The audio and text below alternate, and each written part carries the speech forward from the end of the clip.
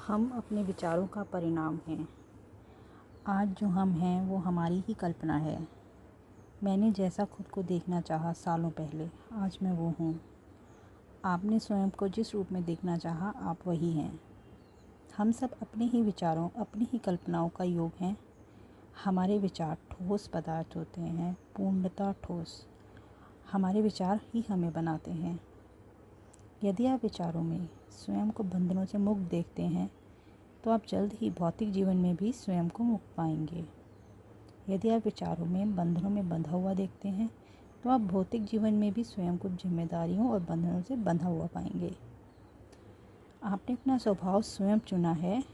आपने स्वयं ही रचना की है।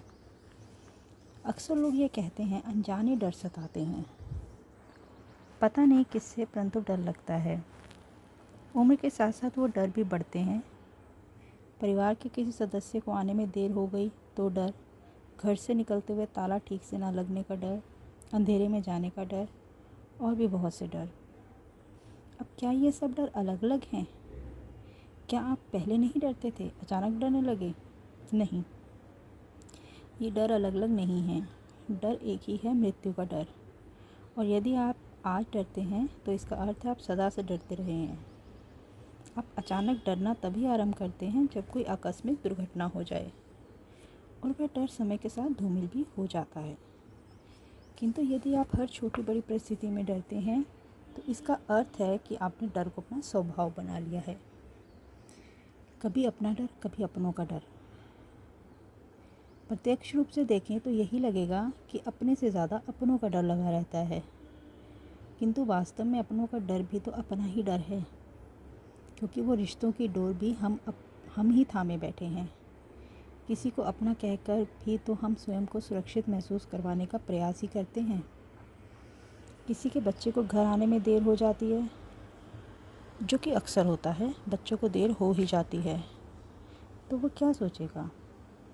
80% मामलों में पहला ख्याल यही आता है, कोई दुर्घटना हो गई हो, हाय बच्चा सुरक्षित हो, बस, इत्यादि इत्यादि। बहुत ही कम लोग ये सोचेंगे कि बच्चा दोस्तों के साथ मस्ती कर रहा होगा, कहीं पार्टी कर रहा होगा। कारण है डर, असुरक्षा की भावना। डर सबको लगता है, किंतु बहुत ही कम लोग होते हैं जो उस डर के आगे बढ़ पाते हैं, उसके पार चले जाते हैं। ज़रूरत है बस समझने की। ज़रूरत है अपने विचारों में थोड़ा सा बदलाव लाने की। आप एक तरफ कहते हैं आपको ईश्वर में पूरा विश्वास है, आप आस्तिक हैं, भगवान जो करता है सही करता है, पर यह सब आप सिर्फ कहते ही हैं, मानते नहीं। क्योंकि यदि सच में आप ईश्वर में आस्था रखते, उस पर विश्वास करते, तो डर सकते ही नहीं थे। बस एक बात समझ लेने की ज़रूरत है, वह यह कि अपने विचार सकारात्मक रखें। जब भी कोई नकारात्मक विचार मन में उठे, उसे यह कहकर दबा दें कि ईश्वर गलतियाँ नहीं करता। हमारे जीवन की हर घटना एक बहुत बड़ी ईश्वरीय योजना का हिस्सा है, महत्वपूर्ण हिस्सा है।